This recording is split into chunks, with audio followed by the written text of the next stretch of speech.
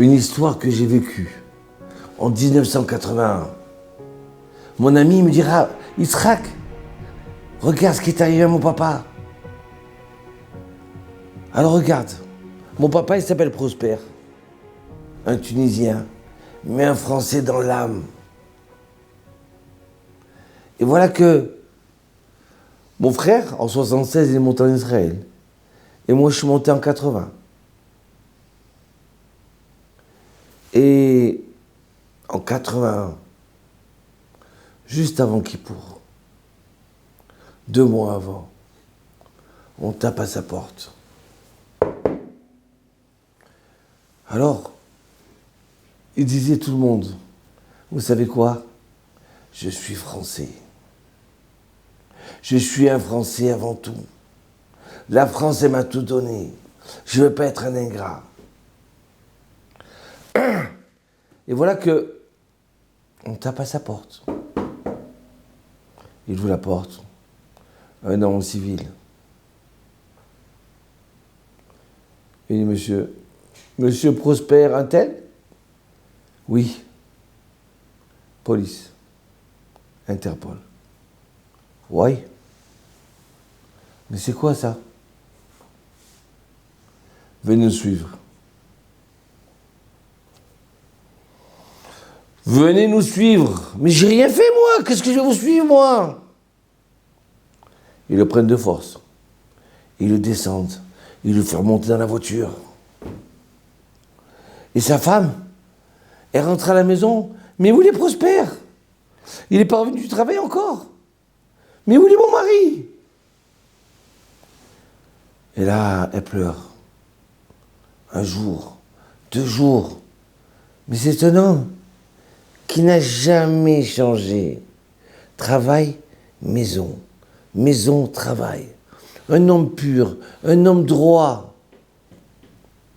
Allô, mon fils, ton papa, ça fait plusieurs jours. On ne sait pas où il est. Et là, Prosper, il sort de la voiture. Mais pourquoi vous m'arrêtez? Mais dites-moi pourquoi vous m'arrêtez? Je suis français, moi. Je suis honnête. Il le jette dans une prison. Sans mots, sans rien. Ribono Sholem, je ne comprends pas qu'est-ce qui se passe là. Qu'est-ce qui m'arrive? Mon Dieu, tu sais très bien que j'ai rien fait. Qu'est-ce qui m'arrive? Il reste comme ça pendant 60 jours. Et au bout de 60 jours, il y a quelqu'un qui rentre dans la cellule. Je veux mon avocat. Il n'y a pas d'avocat. Mais pourquoi vous m'avez arrêté? Tu sais pourquoi on t'a arrêté? Mais tu sais très bien pourquoi on t'a arrêté. Moi, je sais. Mais je sais de quoi, moi? Moi, je suis un Français honnête, qui paye ses impôts. Regardez mes comptes, regardez tout.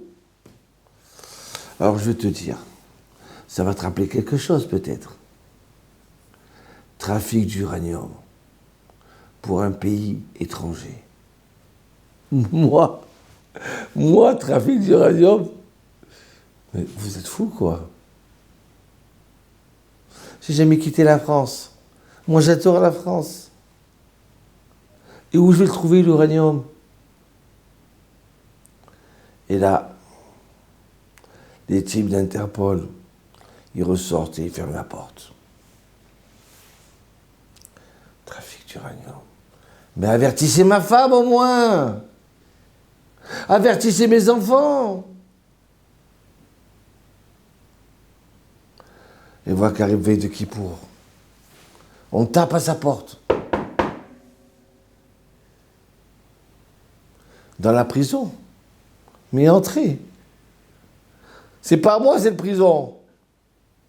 Et là, qu'est-ce qu'il voit? Un homme avec une barbe. Et un chapeau. Un rabbin Lubavitch. Ouais, Monsieur Prosper. Et là, ça a fait la première fois qu'il rencontre quelqu'un. Il lui saute dans les bras. Je ne connais pas qui vous êtes. Mais je sais que vous êtes mon frère. Et il éclate en pleurs. Je vous en supplie, avertissez ma femme que je suis en bonne santé. Avertissez ma femme. Et dites à mes enfants qui prient pour moi. Trafic d'uranium. Mais ils sont fous. Et là, le rabbin lui dit, tu sais, monsieur Prosper, demain c'est Kippour. Ah, Kippour, mais je vais jeûner. Ah oui, je jeûne à partir de ce soir. Il n'y a pas de problème. Bien sûr que je dois jeûner. Et pardon, excusez-moi monsieur, est-ce que je peux vous proposer de mettre les tefilines? Les tefilines? Et puis là, d'un seul coup, il sent qu'il va tomber dans les pommes. Ouais. Les tefilines? Mais peut-être que c'est ça. Mais qu'est-ce qui se passe, monsieur Prosper? Vous voulez boire un verre d'eau? Qu'est-ce qui se passe? Je vais vous raconter. La veille que je me suis fait arrêter, je suis parti en vitesse à mon travail, j'avais pas le temps. Et là, il y a un rabbin, dans le coin de la rue, il m'a dit, « Pardon, monsieur, vous êtes juif ?» Je dis « Oui, je suis français, je suis juif. Vous pouvez mettre les tefilines ?»« Ah non, là, j'ai pas le temps. Excusez-moi, j'ai pas le temps. Mais ça prend une minute, c'est tout, vous mettez comme ça et c'est tout. Non, j'ai pas le temps, laissez-moi tranquille. » Et il dit au rabbin Lubavitch, « Mettez-moi les tefilines, je vous en supplie. Attachez-moi-les bien, comme ça, bien, et à chaque contour. » Il se mettait à pleurer. Tu comprends? Et il dit au rabbin Lubavitch, « Je sais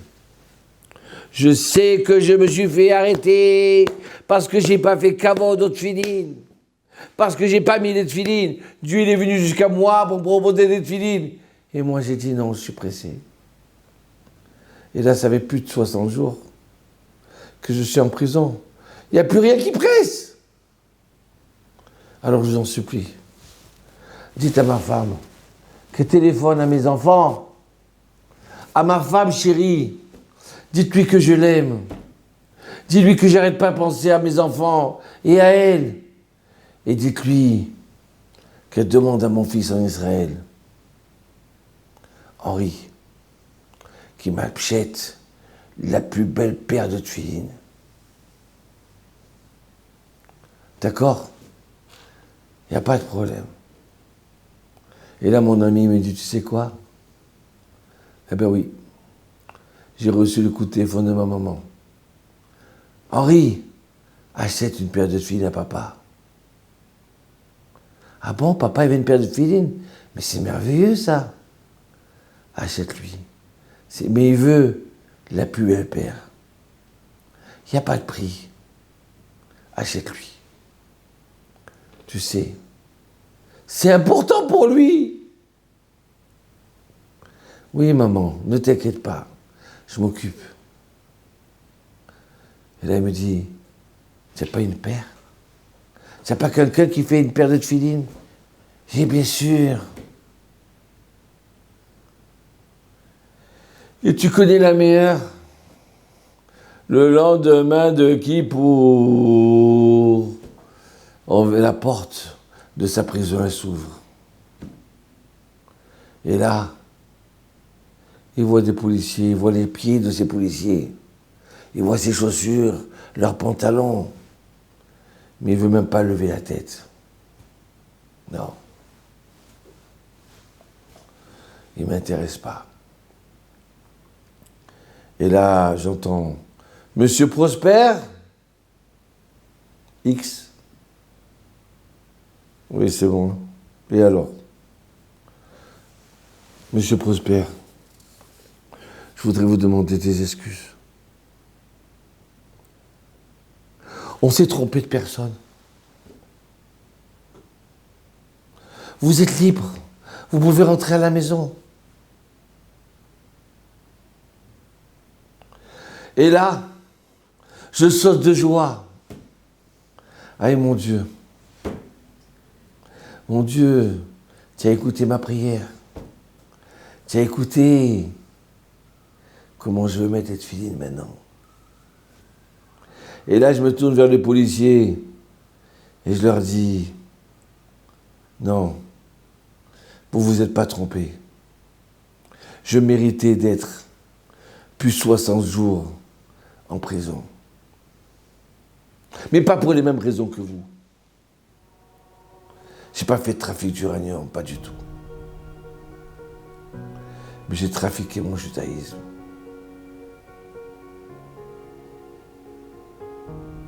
Vous comprenez? Et là, les policiers disent, allez-y, monsieur, on vous raccompagne dans votre maison.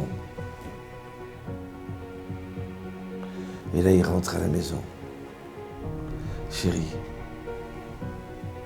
alors tu m'as commandé les tefilines? Mais bien sûr, ça y est, il se prépare là.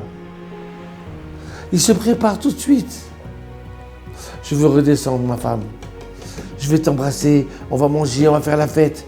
Mais je veux redescendre tout de suite. Attraper le rabbin d'il y a plus de 60 jours qui m'a proposé les tefilines. Je vais les mettre encore aujourd'hui. Je veux les mettre tous les jours. Tu comprends? Je veux me rattacher aux tefilines, me rattacher à Dieu. Et puis il y a une autre chose aussi, ma femme.